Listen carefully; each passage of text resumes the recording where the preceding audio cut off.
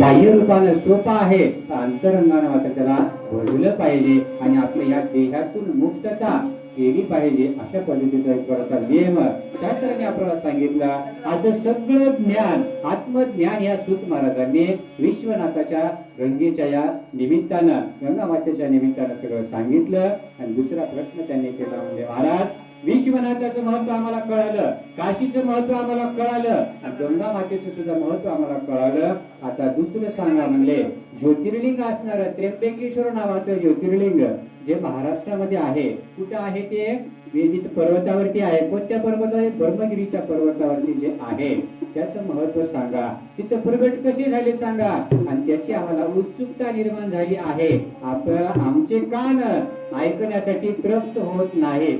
सांगा महाराज, मला सांगा, भागवत हा ग्रंथ माणसाला मुक्त करण्यासाठी आहे का नृत्य गायन करून भूल टाकण्यासाठी आहे? महाराज, माणसाला मुक्त करण्यासाठी आहे. पण या भागवतकाराने, मला टीका करायची नाही, एवढा मोठा नाही की बाबा भागवतकारावर टीका करावा. तो दर्शन घेणारा सुद्धा पुण्यवान, महान पुण्यवान सांगितले. ग्रंथाचं दर्शन घेणारा सुद्धा किंवा भागवत म्हणणारा किती पुण्यवान आहे याचं वर्णन करू शकता येणार नाही. परंतु त्या भागवतातलं गुप्त जो रस आहे ते सांगणं सोडून दिले. फक्त लोकांना संगीतावर डुलवायला मात्र सुरुवात केली. करावं, मान्य आहे बाबा, ते बी नादब्रह्म आहे, पण मोह कसा दूर करावा संसारातला भागवत सांगतं. शिवपुराणामध्ये सुद्धा सांगतं, आपल्या संसारावरची आसक्ती कमी कशी व्हावी, श्रवण केल्यानंतर कमी झाली पाहिजे, वाढलं नाही पाहिजे. काही लोक आता 99% असे झाले, अरे तिथं भागवत लय भारी चालू आहे, चला काय चालू आहे तिथं? काही नाही म्हणले, नंबर 1 वाद्य आहे म्हणले. आता तिथे गेल्यानंतर भूक लागणार, ताण लागणार. एवढं सुंदर गायन आहे, गायनही असू द्या, पण सांगणाऱ्याने सांगावं की बाबा भागवताचा मेन उद्देश काय आहे. माणसाला मुक्त करणं भागवताचं काम आहे. परीक्षित राजा मुक्त झाला, आम्ही अनेक वेळा भागवत ऐकलो, मुक्त झालो काय महाराज? नाही, मुक्त तर सोडून द्या, ऐकायची इच्छा आम्हाला होत नाही परत. काय भानगड आहे बाबा हे? काही भानगड नाही. मुख्य गाभा जो विसरला जातो, ते मुख्य गाभा विसरल्यामुळं त्या सगळ्या गोष्टी होतात. आणि कुठलाही ग्रंथ संसारात म्हणजे संसाराविषयी आसक्ती निर्माण व्हावं सांगत नाही. संसाराविषयी विरक्ती कशी निर्माण होईल हेच ग्रंथ सांगतात. मग 17 पुराण ऐकायची गरज नाही, एकच पुराण आपल्याला पुष्कळ झालं. फक्त आपण त्याचा मेन जे काही उद्देश आहे ते डोळ्यासमोर ठेवून आपण श्रवण केला पाहिजे. मान्य आहे, गायन श्रवण गायन करावंच लागतं, कारण माणसाचं मन एकरूप आणण्यासाठी गायनच एक मार्ग, एक प्रकारचं माध्यम आहे. तशा पद्धतीनं इथं दुसरा प्रश्न केल्याच्या नंतर सूतजी महाराज सांगायला सुरू केले, बाबा त्र्यंबकेश्वर नावाचं जे काही ज्योतिर्लिंग प्रकट झालं, कशामुळे झालं सांगा. आम्हाला उत्सुकता आहे शिवपुराण ऐकण्याची, आम्हाला मुक्त होण्याची आहे.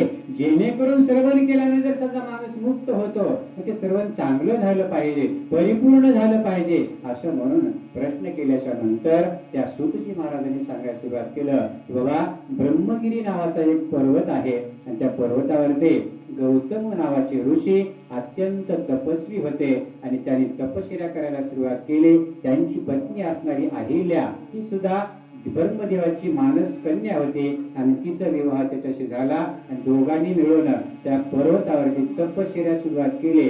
10,000 वर्ष तपश्चर्या एकट्याने नाही, दोघांनी केली.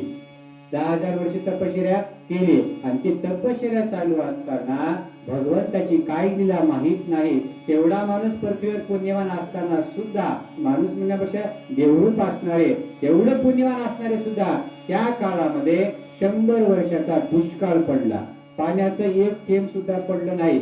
100 वर्ष, 1-2 वर्ष नाही, 100 वर्ष पडले.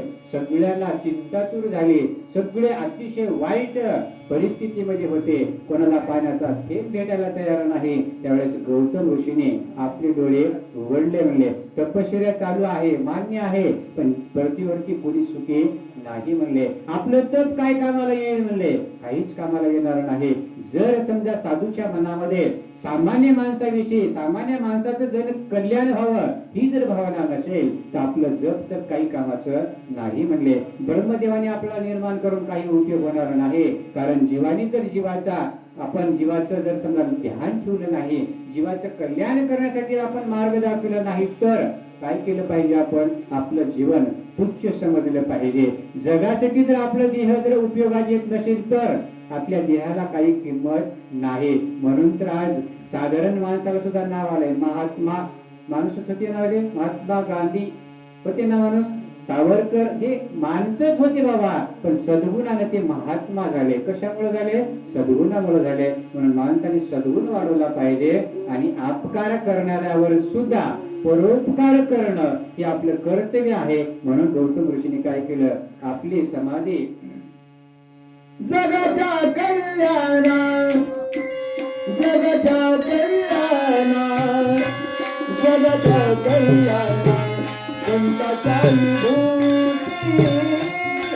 जगाच्या कल्याणा, जगाच्या कल्याणा, जगाच्या कल्याणा संताचा विभूती.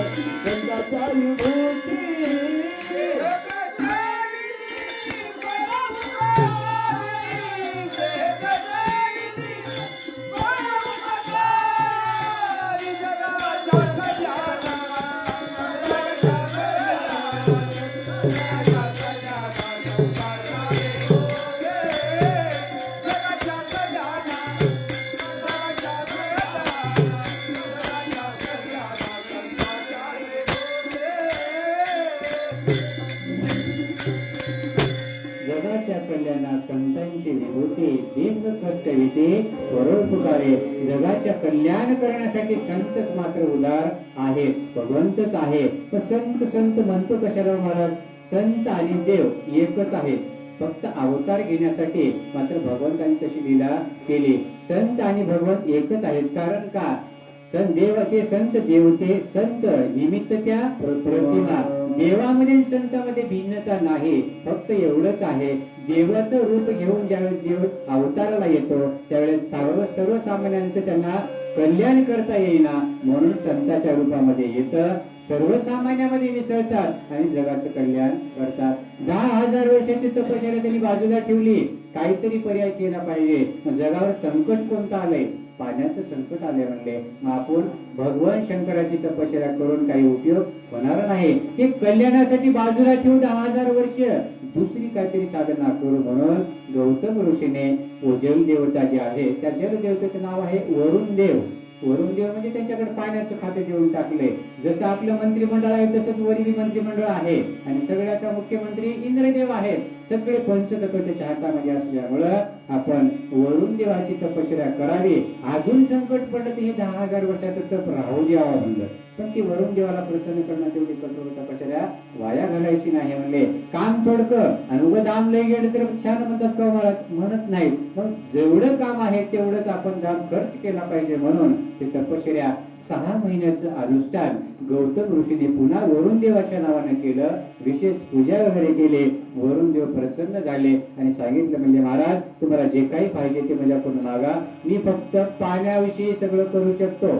तुम्हाला पृथ्वीवर पाणी देऊ शकतो, पाण्यापासून जे धान्य उत्पन्न होऊ शकते ते उत्पन्न करण्यात मदत करू शकतो, बाकी मी काही देऊ शकत नाही असं त्याने सांगितलं. आणि त्याने एक खड्डा तिथं करायला लावला, एक छोटस तळ तिथं निर्माण केलं. सांगितलं त्याच्यामध्ये अक्षय पाणी राहिले म्हणले. माझ्या वरदानाला अक्षय पाणी राहिलं आणि सगळीकडे जे पाण्याचं आवर्षण झालंय, पाण्याचा दुष्काळ जो पडलाय, मग त्या दुष्काळाला दूर करण्यासाठी गौतम ऋषीने त्या वरुण देवाला प्रसन्न करून एक छोटस तिथं सरोवर निर्माण केलं. ते कधीही आटणार नाही. त्या सरोवराला मात्र वरदान या वरुण देवाने दिलं होतं आणि वरुण देवाने दिल्याच्या नंतर आता संगतीला कोणीच उरलं नव्हतं, कारण पाणीच नव्हतं. ते तपश्चर्याच्या जोरावरती राहिलेले होते. पण गौतम ऋषी पशी पाण्याचा साठा आहे, वरून पाण्याचा वर्षाव आता झाला नाही.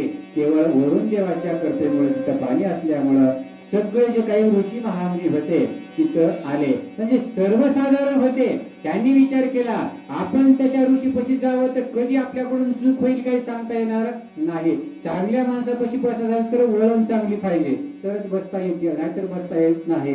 चांगल्या माणसासोबत बोलायचं तर बोलायची सतत वळण चांगली पाहिजे तरच त्याच्यासोबत बोलता येते, नाहीतर बोलता येत नाही. एक शब्द जर वाकडा गेला सगळं तिथं आपल्याला. आणि चांगला माणूस गुणानं बोलते का महाराज, शिक्षा चांगल्याच पद्धतीने करते. म्हणून बोलायचं असेल तर चांगल्या माणसाचीच वळण आपल्याला पाहिजे. म्हणून जे काही सर्वसाधारण होते त्या आश्रमामध्ये गेले नाही, जे ऋषीमुनी होते तिथं गेले. आणि गेल्याच्या नंतर या गौतम ऋषीचं तप त्यांनी बघितलं. त्यांच्या मनामध्ये द्वेष निर्माण झाला, त्यांच्या मनामध्ये द्वेष निर्माण झाला, रागाची भावना त्यांच्यामध्ये निर्माण झाली. हे ऋषीच आहे पण आमच्यापेक्षा मोठे सिद्ध होत आहेत. यांच्या प्रभावामुळं वरुण देवाने इथं कृपा केली. त्या सगळीकडे परिसरामध्ये त्यांचंच नाव होत आहे. आज सुद्धा लोकांची परिस्थिती तेच आहे. थोडं प्रगती केलं पाय धरायचं वडायचं, कोणत्याही क्षेत्रात जा, कोणत्याही क्षेत्रामध्ये कोणीच कमी नाही. परंतु ज्याचे त्याचं प्रारब्ध असतं, ज्याचे त्याचा भोग असतो, ज्याचे त्याचं पुण्य माणसाला तिथपर्यंत नेत असतं, कोणी कोणाला नेत नाही. फक्त एवढंच आहे, सहकार्य करणं चांगल्या कामामध्ये आपलं कर्तव्य असल्यामुळं बाकी पुण्य त्याच्या फळाला आलं तरच सत्कार्य होतं, नाहीतर होत नाही. परंतु गौतम मुनीच्या